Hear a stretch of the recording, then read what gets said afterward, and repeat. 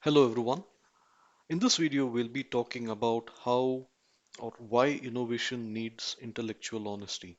This video is based on an article written by Dyer, Lefranc, and Howell. Uh, they wrote this article that was published in MIT Sloan Review in the 2023 spring edition. Now,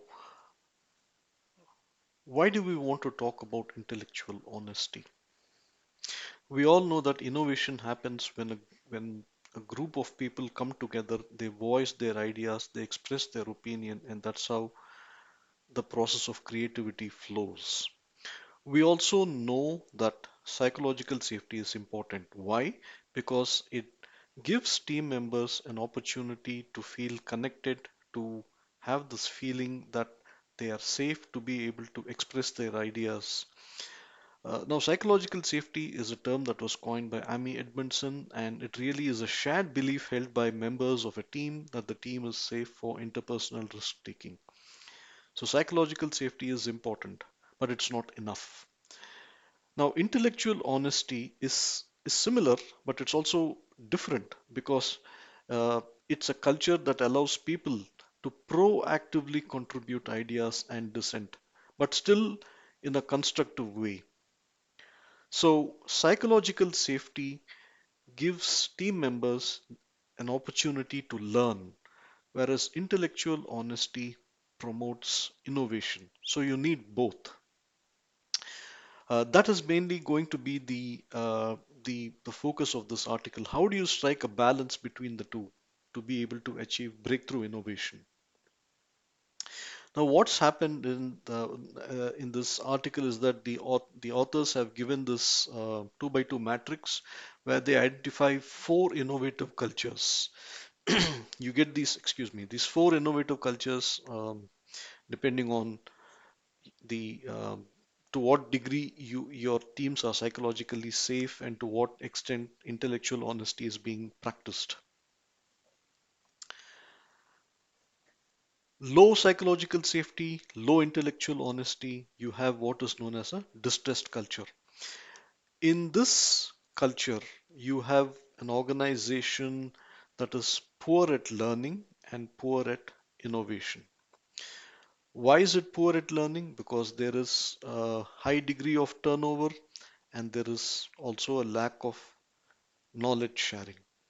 The example given here is that of Nokia in the mid 2000s. Around mid 2000s, Nokia was more or less a market leader in the feature phone market. But the culture at Nokia was such that senior management was putting pressure on the middle management to meet certain targets, and the middle management did not really they were really not encouraged, and nor did they feel empowered to ask questions, crucial questions to the senior management. And somehow both levels just avoided the question about the threats from competition. And Nokia was eventually displaced from its position as a leading manufacturer of mobile devices, mobile phones. So that's an example of distressed culture.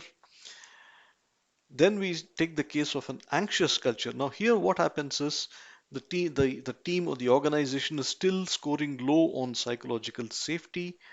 Again, that's because of high turnover, but there is a relatively high degree of intellectual honesty, meaning people are quite proactive in expressing their opinions. So what happens is that the organization is weak at incremental learning. They're challenged in terms of learning, but there is acceptable breakthrough innovation. Now, the example given here is that of Tesla, which loses about 27% of its executives in a year and about 44% of its leadership that report to the CEO directly in a year. That's a pretty significant loss. Another example that is given is of Bridgewater Associates. It's a hedge fund company started by Ray Dalio. Um, Now, Ray Dalio himself said that about 25% quit within the first 18 months. Why? Because they are required to follow a principle of radical honesty, which some people are not comfortable with, and therefore that explains the high turnover. All right, so let's move on, and then we have what is known as a comfortable culture. Here, there's a high degree of psychological safety. This means there's low turnover. That's because of there's low turnover, and there's also a lot of learning that takes place within the organization. But it also means breakthrough innovation is quite limited, and you have satisfactory incremental innovation. So there's a measure of complacency within such organizations. They're doing fine. They're just comfortable. And then we have what is known as the innovative culture. This is ideally where organizations need to be. There's a high degree of psychological safety, there's a high degree of intellectual honesty. It's good for cumulative learning, and you have both types of innovations, both incremental and breakthrough innovation. The example given here is Amazon, and there's a specific example given that is cited by the authors. This happens in mid 2000s when they need to make a decision on going ahead with the Kindle reader. So the then CEO, Jeff Wilk, is of the opinion that Amazon shouldn't really be getting into the Kindle market, into the Kindle business, because Amazon is primarily a software company and they don't yet have the capability to develop hardware. And if they go ahead and do that, their near-term profits might take a hit. Now, Jeff Bezos was of the opinion that while he was looking at the merit of this point, he argued that it would still help them to acquire new skills, the capability to get into making hardware. So that would eventually lead them to acquire some measure of a competitive edge. Now, there was some discussion that was going on, and eventually Wilk agreed to this. But once the decision was taken, he was committed to the decision. Now, when asked how he went about making that decision, the decision making process, Wilk said there was a principle, a management principle within Amazon that all leaders are empowered to ask tough questions if they feel convinced about their ideas. And then they have an open discussion. But once a decision is made, everyone's committed to that decision. So this is an example of an innovative culture. And then there is also something known as a neutral culture. There is some degree of psychological safety and there is some measure of intellectual honesty, but but the organization's really not uh, it's not distressed. People are not upset. It's not a distressed culture, but they're really not reaping the benefits of innovation, and the learning is not optimal, is not great either. So members of such organizations do not experience satisfying uh, fulfillment at work. All right. So here are some ideas as to how to cultivate intellectual honesty within the organization. You need to foster emotional intelligence, which is self-awareness and self-regulation, but you also need to empathize with the others. And how do you relate to the others? What's going to motivate you to engage with the others? So that's about emotional intelligence. Very important because it forms the glue between intellectual honesty and psychological safety. And it tremendously contributes to psychological safety.